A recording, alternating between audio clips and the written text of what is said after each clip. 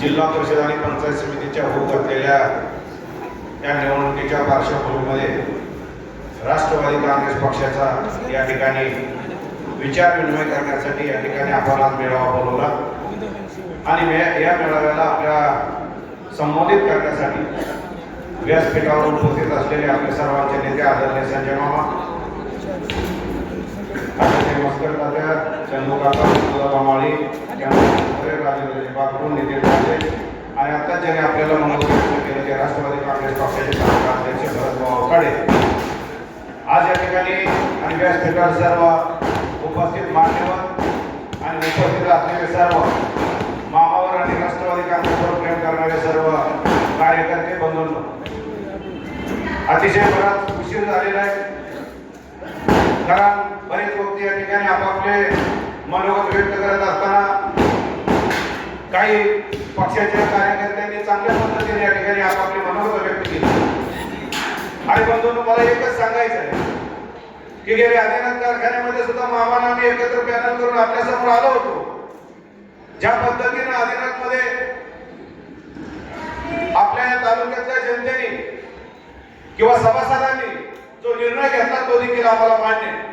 परंतु आज बघताय आपण की आम्ही पोटतिडकीने त्यावेळेस आदिनाथच्या बाबतीमध्ये कर्नाटकातल्या शेतकऱ्यांची व्यथा मांडत होतो, कारखान्याची व्यथा मांडत होतो. परंतु हे सगळे एकत्र येऊन ज्या पद्धतीनं आदिनाथ कारखान्यामध्ये कुणाला दूर काढायचा होता सोन्याचा, कुणाला सोन्याचा दूर कोण काढतंय ती बघायचा होता, पण आदरणीय संजय मामाला या तालुक्यातली अस्मिता असणारी आदिनाथ कारखाना सभासदांसाठी, शेतकऱ्यांसाठी तो चालू करून दाखवायचा होता.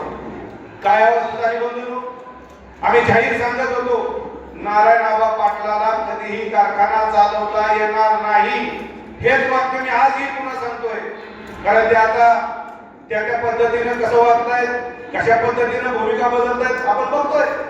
आज आदरणीय संजय मामांनी ज्या पद्धतीनं त्यांच्या कार्यकाळामध्ये जे काम केलं, त्यांच्या कार्यकाळामध्ये आमदारकीमध्ये जे या तालुक्यामध्ये अडचणी सोडवल्या, त्या बंधूंनो प्रत्येक गावामध्ये जसं आमचं राजुरी गाव आता बोलत होतं की मामांनी त्या ठिकाणी कामाची जर बघितलं अतिशय प्रामाणिकपणे त्या लोकांनी मामाला साथ दिली. आज आमच्या भागातला डिक्सलचा पूल असेल 55 कोटी रुपये मामांनी त्यांच्या कार्यकाळामध्ये या डिक्सलच्या पुलाला मंजुरी देखील घेतली, वर्क ऑर्डर काढली आणि काम देखील चालू झालं.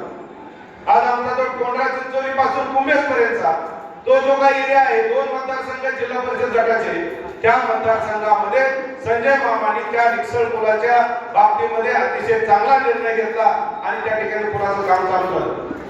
बंधूंनो, पुढे बघितलं आपण तर काय अजेंडा यांच्याकडे, त्यांनी फक्त आदिनाथ कारखाना जर चालू केला असता तर मी म्हणलं असतं खरंच यांना या कारखान्याबद्दल तळमळ होती.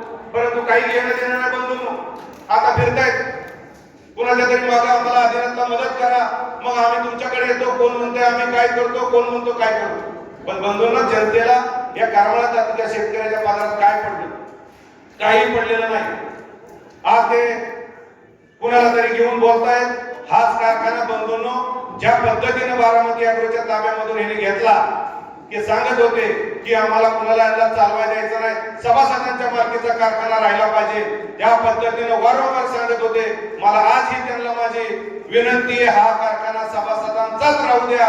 तुमच्या धमक असेल तर तुम्ही चालवून दाखवा, पण कुणाला तरी पुढे करून या ठिकाणी बंधूंनो कुणाच्या तरी घशात हा कारखाना घालण्याचा त्यांचा आज डाव चाललेला आहे.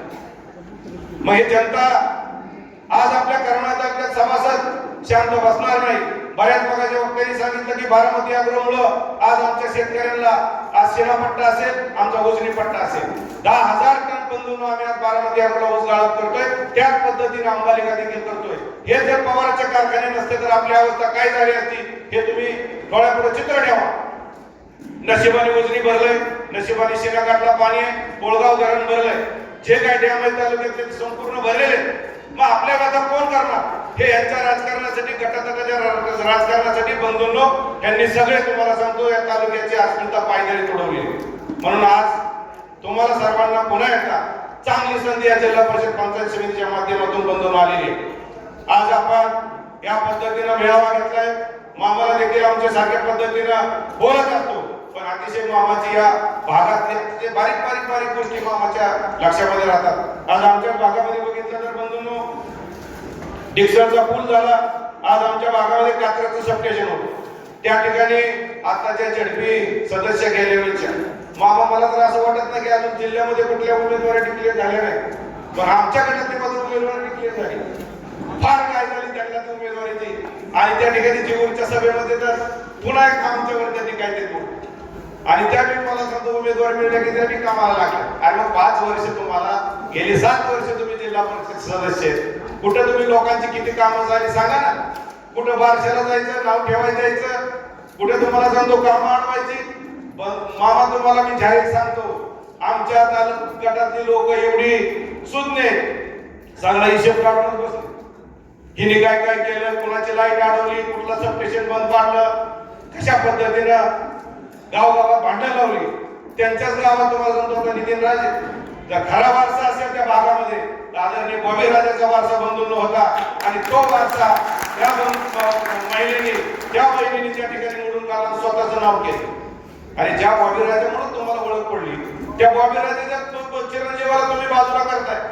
आणि त्या पद्धतीने ते पण चिंती गाव आहे मामा, ते पण गाव आता हळूहळू कागद आले. त्यांना त्यांच्या वार्डामधला स्वतःचं पोरग सुद्धा निवडून आणता आलं नाही. आणि पुन्हा एकदा गटाचं नेतृत्व करायला निघाले. बंधूंनो, आम्ही गप्प बसणार नाहीये. ज्या पद्धतीने आता सर्वांनी सांगितलं, मी बाकीचं काय बोलत नाही. मामा बरोबर तर तालुक्यामध्ये फिरणारच आहे, आदिनाथची व्यथा बोलणारच आहे. पुन्हा एकदा तुमच्या पुढे आम्ही सगळ्या समस्या मांडणार आहे, तुम्हाला पुन्हा वारंवार आठवण करून देणार आहे. आणि तुम्ही देखील बंधूंनो, ज्या पद्धतीनं मामाला सहकार्य करा. भविष्य काळ आपला आहे. ज्या पद्धतीनं मामाचं नेतृत्व भागामध्ये काम करतंय, तालुक्यामध्ये काम करतंय, त्याच पद्धतीनं बंधूंनो आपल्याला जिल्हा परिषद पंचायत समितीमध्ये सुद्धा मामाच्या नेतृत्वाला सपोर्ट करायचा आहे. कारण येणारा काळ आदरणीय आपल्या पक्षाचे नेते आदरणीय अजितदादा पवार हे सुद्धा तुम्हाला सांगतो मामाच्या बाबतीमध्ये खंबीरपणे मामाच्या पाठीमागे खंबीर उभा आहे. जे काय मागचं झालं सोडून द्या. आणि इथून पुढे तुम्हाला सांगतो आदरणीय राष्ट्रवादी काँग्रेस पार्टीच्या पाठीमागे उभा राहायचं. आम्ही देखील काही गोष्टी मामाच्या बरोबर चर्चा करत असताना रोहितदादा बरोबर काही गोष्टी चर्चा केली. आणि त्यांनी पण मला सांगितलं की मामाच्या या ठिकाणी जो काही मामा निर्णय घेतील ते तुम्ही मान्य करा आणि संपूर्ण ताकद मामाच्या मागे उभा करू. राष्ट्रवादी काँग्रेस पक्षाच्या या ठिकाणी जिल्हा परिषद आणि पंचायत समिती आपण निवडून आणू. आणि पुन्हा एकदा तुम्हाला सांगतो चांगलं राजकारण या ठिकाणी करू. काय चाललंय पुढच्या ह्याच्यामध्ये, त्या ठिकाणी आमच्या किंतूरला एक मेळावा घेतला सन्माननीय आमदारांनी. आणि त्यांनी सांगितलं बाबा इथं ऊसाचं फार क्षेत्र आहे आणि त्या पद्धतीनं अजिबात चिंता करू नका म्हणले, ऊसाची चिंता करू नका. आता कारखाना तुमच्याकडे दिला तरी चिंता करायची नाही, तुम्ही मात्र झाकून ठेवलं.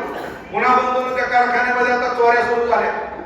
तिथं कोणी वाली नाहीये, कारखाना चालू करणार म्हणून सगळ्याला गांजावा केला आणि कारखान्यामध्ये पुन्हा एकदा चोऱ्या सुरू झाल्या.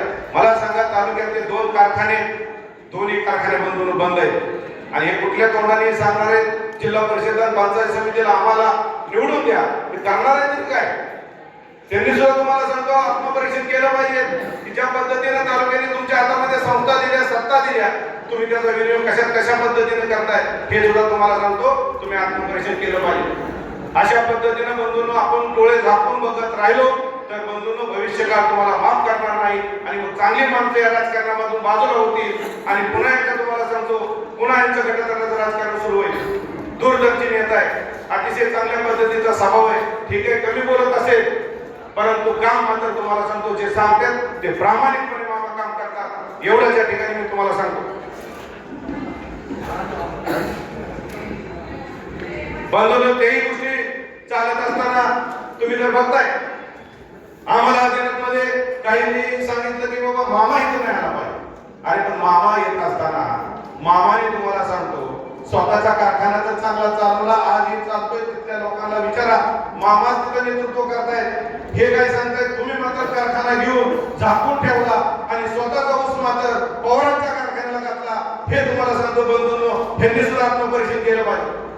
कुठे जातो चेअरमनचा ऊस, गोराळ तर नाही जाळलं त्यांनी का त्यांच्या पुढे कारखाना चालू केलाय का बंधूंनो?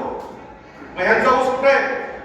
ज्या पद्धतीने तुम्ही पवारांवरती बोलता, ज्या पद्धतीने त्यांचा विश्वासघात करता आणि तुमचा ऊस मात्र त्यांच्या कारखान्याला जातो, हे सुद्धा तुम्हाला सांगतो लक्षात घेण्यासारखी बाब आहे.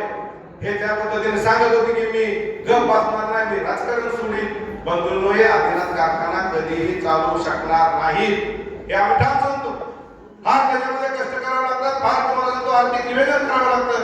अशा पद्धतीने बंधूंनो भविष्य काळात सुद्धा आपल्याला एकजुटीने काम करावं लागेल. आम्ही मामाच्या खांद्याला खांदा लावून आहे. येणाऱ्या जिल्हा परिषदमध्ये जे काही मामा उमेदवार घेतील प्रामाणिकपणे काम करू आणि त्यांना निवडून आणू एवढं त्या ठिकाणी सांगतो. थांबतो. धन्यवाद.